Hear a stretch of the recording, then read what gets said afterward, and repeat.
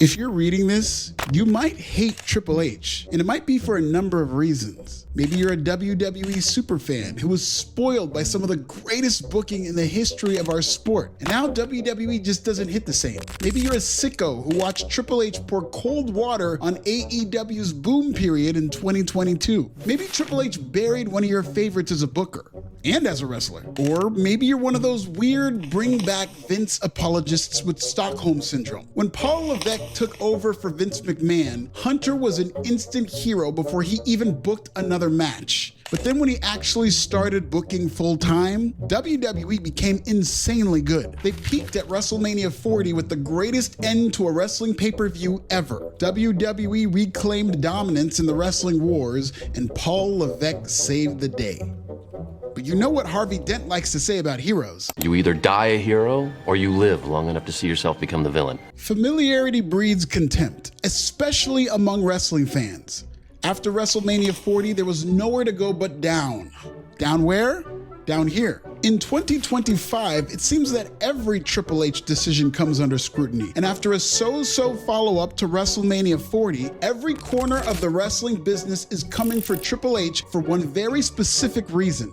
We'll get to that later. I asked you, the drop-dead gorgeous PWB subscriber, to give Triple H an approval rating, and it's damn near a dead heat with 54% of you giving Paul a thumbs down. As Triple H becomes more of a villain to WWE's fickle fan base and the families of top stars, is this just a phase, or is Triple H's job in peril? Because motherfuckers are already talking about WWE's succession plan when Triple H is gone. I think there's starting to become a fight for it. And I didn't see that at first. I thought, well, obviously I'm the best candidate. I don't You want to run the place. I don't know if I'm actually the best candidate. No, but you want to run the place? I felt like I had some experience and I'd be interested in something like that. But also, it's very clear that CM Punk is really great at helping develop young talent. He probably has a knack for it more than anybody.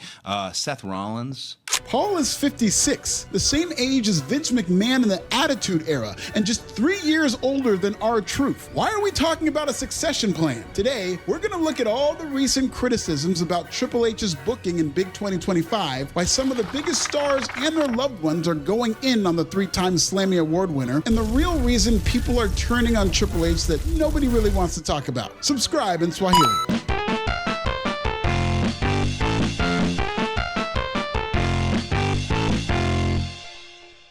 After Vince McMahon was forced out of WWE a couple times, Triple H became the most popular man in the entire company. With WWE struggling to keep up with AEW, Triple H brought a younger, cooler booking style to WWE. And with the company finally in step with its at times impossible to please fan base, AEW fell violently behind in the wrestling wars. AEW went from Rampage outpacing SmackDown head-to-head to Dynamite losing in total viewership in 48 out of 52 weeks to NXT on CW. Rampage has since been canceled. Triple H refused to fumble the ball in 2024 when WWE seemed to make an incorrigible mistake by beating Cody Rhodes.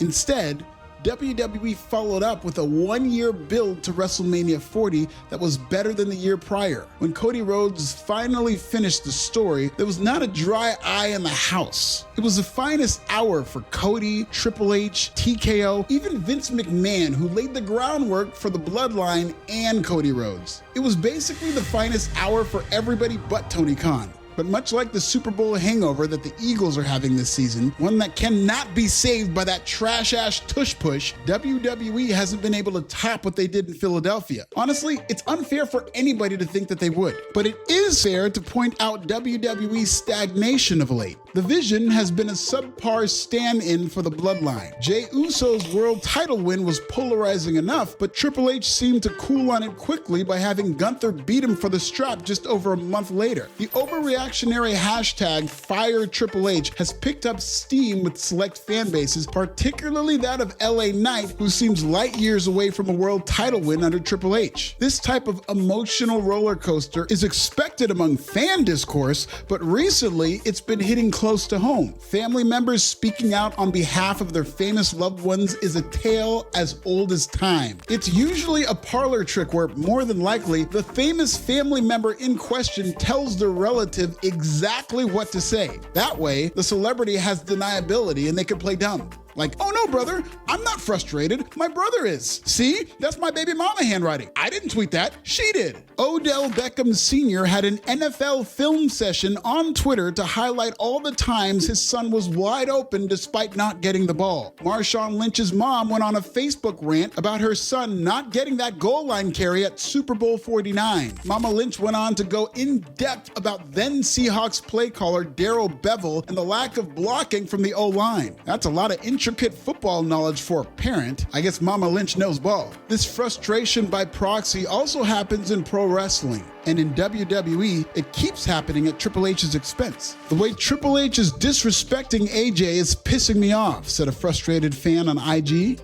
You ain't the only one, replied AJ's son. This was either Styles' son going into business for himself, I doubt it, or maybe even the phenomenal son speaking out on behalf of his dad by implying his father was pissed off. WWE seemed to do an art-imitating life storyline with Styles where he cut a scathing promo on WWE during a commercial break on Netflix. I did a video all about it here. Styles worked yet another instantly classic match against John Cena at Crown Jewel in what Triple H called a love letter to pro wrestling. Styles will be retiring from pro wrestling next year, and if John Cena's any indication, Triple H's booking of AJ Styles' retirement tour could be cause for more controversy. John Cena's retirement tour has been a mixed bag of big pops and blemishes. Cena's betrayal of Cody Rhodes at Elimination Chamber was a historically viral moment. It seemed to set the table for a Hollywood Hulk Hogan-like heel run in John Cena's final year. But nobody wanted to boo John Cena during his farewell tour. Cena's heel promos felt forced and hollow. WWE didn't commit to the bit as John Cena didn't change anything but his entrance, where he turned off the lights and gave Stu the silent treatment. Cameraman Stu didn't deserve that. Heel Cena as a worker was slow, plodding, and devoid of the 5 moves of doom. The Rock was nowhere to be found for the follow-up after Cena admittedly sold his soul to the Smashing Machine. Heel John Cena had its moment, but that's all it was before becoming an unmitigated disaster. A disaster where many people are to blame, but as the face of WWE, Triple H got it the worst. John Cena's father lashed out at the game over Triple H's booking of his son's final run. The whole storyline was, I want your soul. That means not I'm God, I want to be the devil. It means I want your everything. And if you give me your everything, I will make you champion. Okay, now we have a storyline. The Rock comes out, he does his thing, he does this, Cody tells him what to do and where to go, and that's the last we see of it. Yeah. That was, in my opinion, that was poor. Cena's final match will be in Washington, D.C. instead of his hometown of Boston, Massachusetts. For what it's worth, Vince Russo, whom I do like, mentioned that John Cena himself was unhappy with his goodbye tour. I don't know if that's true, and these words would never come out of John Cena's mouth, but the fact that his father is speaking so freely about it is definitely a story. Randy Orton's father is a legend in pro wrestling. Bleeding Bob Orton didn't speak out about WWE's disrespect for his son, but Kim Orton did. Randy is tied with Triple H in ranks just behind Ric Flair for most world title reigns with 14, but you would never know it if you took to Instagram. Well, this ain't the first time Orton being left out of a major WWE event.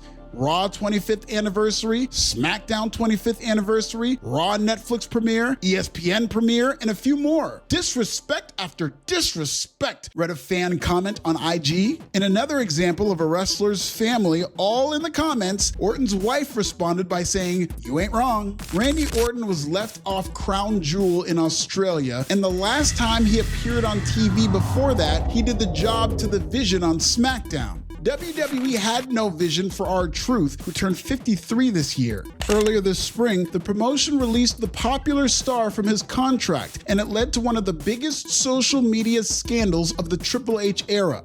#WeWantTruth took over Twitter after Truth's shocking announcement. The popular demand led to Truth's inevitable return at Money in the Bank. But when Triple H tried to play it off like this whole thing was just a work, Truth's own son jumped in the comments to set the record straight. "Stop the cap," said Christopher Killings in response to Triple H saying Truth's firing was, quote, all part of the show. Truth himself corroborated his son's post by simply saying, "No work." Work or no work, Truth had more steam behind him than ever before. He cut his hair off in declaration that he was no longer the funny haha guy. Ron Killings was world title material. He's driving now. I'm driving now! Truth's heavily demanded return coincided with the retirement tour of the biggest WWE star this generation. This had all the makings of a world title feud, but all Ron Killings ended up getting was a haircut and a DQ win in just over 5 minutes. Truth didn't even get a rematch against Cena. In fact, he all but disappeared into the background, and his bid to become a serious contender lasted about 2 weeks. I'm starting to notice a pattern, because it's the same pattern that played out with the New Day after one of the best heel turns of 2024. Kofi Kingston and Xavier Woods were in the midst of a split storyline, and when Big E came to save the day, them ninjas turned on that ninja. The heat was heating. The New Day was booed like Don Callis, but booked like Don Harris. The New Day remained in the mid-card as overachieving heels. They won the World Tag Team titles, then they lost them shortly after. After losing the straps, their over-the-top mourning was mostly played for laughs. Look no further than Xavier Woods' ridiculously oversized top hat. The New Day made the most out of what ultimately became a comedy heel gimmick, but they were capable and deserving of so much more. And WWE's fan base knew it. The biggest fumble, 7,000 likes. The way Triple H fucked this up needs to be studied in colleges across America. 10,000 likes. Fans were on board for a heel New Day, only for the angle to fizzle out. And that pattern I was talking about with Triple H's booking?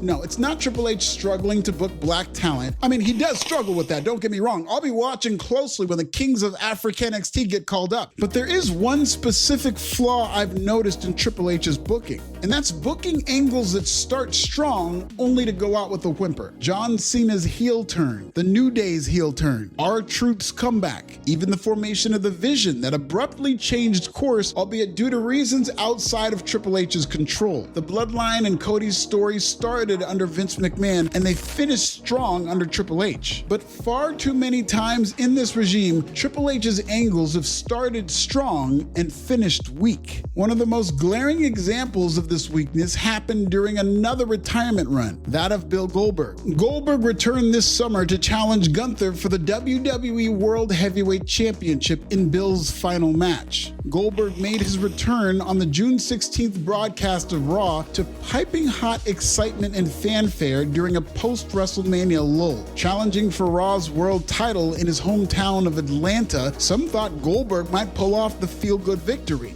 Not only did Goldberg get anticlimactically choked out, but the former world champion was left with little to no time to cut a goodbye promo. When it came time to expressing his frustrations, it wasn't Goldberg's wife or his son or even his Boston Terrier doing the talking on Twitter. It was Goldberg himself. I guess that was the ultimate rib.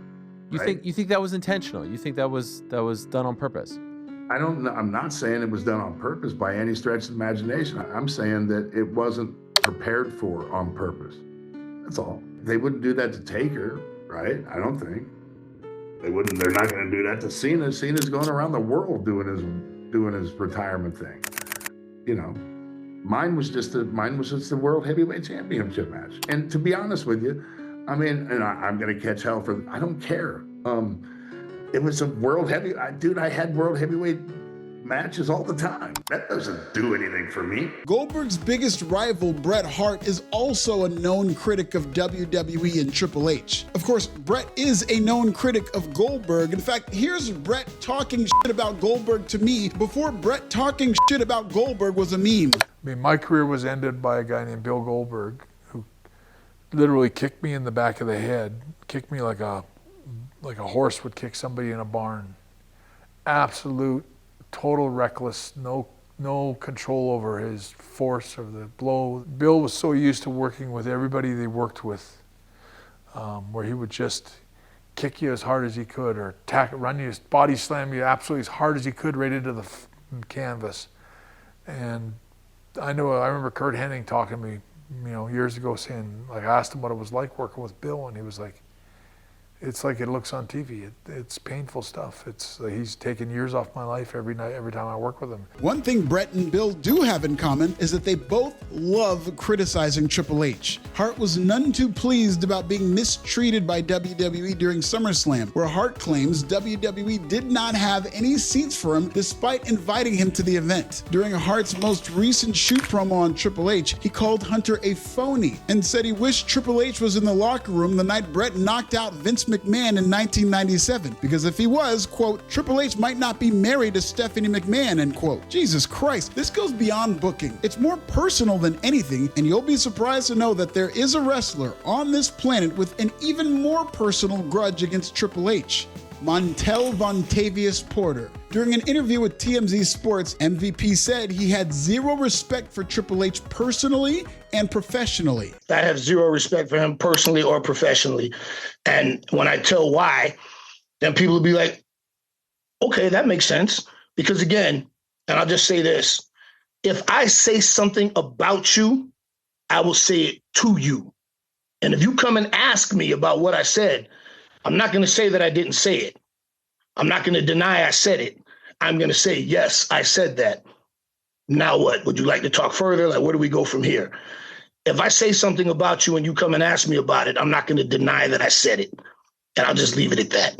MVP was part of the rare top black stable in WWE when Bobby Lashley won the WWE Championship as leader of the Hurt Business. But like every black WWE champion in history, Lashley eventually lost his strap to Brock Lesnar, never to regain the title again. MVP was frustrated with the phasing out of the Hurt Business, and with the stable repurposed as the Hurt Syndicate in AEW, Montel continues to take shots at Triple H any chance he gets. Triple H gets all the praise when WWE is hot, but he gets all the blame when there's heat. It's not necessarily Triple H's fault, but Triple H is the personification of WWE, so who else is there to blame? This is somewhat unprecedented because even Vince McMahon had scapegoats. Bitter ex-WWE wrestlers in shoot interviews would always blame Jim Ross or John Laurinaitis when they got fired. Vince loved me, but it was that damn raspy talking Johnny Ace who did me in.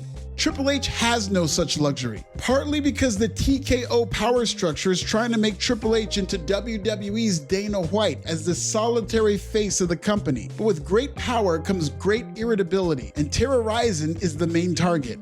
When ticket prices go up, that's a TKO call. When corporate sponsorships go crazy, that's all TKO. Even John Cena's heel turn was more or less The Rock going rogue, but Triple H had to deal with the fallout. Change is scary, and our brains are wired to reject it. With WWE going through more change than ever in the TKO era, the only three letters that fans are gonna lash out against are H, H, H. Okay, that's one letter 3 times, but it's also the only letter with an actual human behind it. And not just any human, but the heir apparent who has developed a reputation for being the ultimate backstage politician. Heavy is the crown for the King of Kings. It's one of the reasons he will always shoulder most of the blame for WWE's problems. The other reason people are turning on Triple H is because they know him. Triple H is one of the most successful wrestlers both in and out of the ring of all time. You don't get to that level of success without being a conniving, cutthroat worker backstage. This applies to every single top star in the history of wrestling with zero exception. The criticism of Triple H is coming from people who are familiar with his reputation of cutting people off at the legs to serve his own best interests. That's what he had to do to get to the top of WWE, and it's what he has to keep doing to keep WWE atop the wrestling business. It's one of the necessary evils of being a booker because not everybody is gonna get a push, let alone become world champion. Triple H is and always will be a polarizing presence in WWE, but it's that same cold, calculating persona that makes Paul Levesque more qualified to do this job than anybody.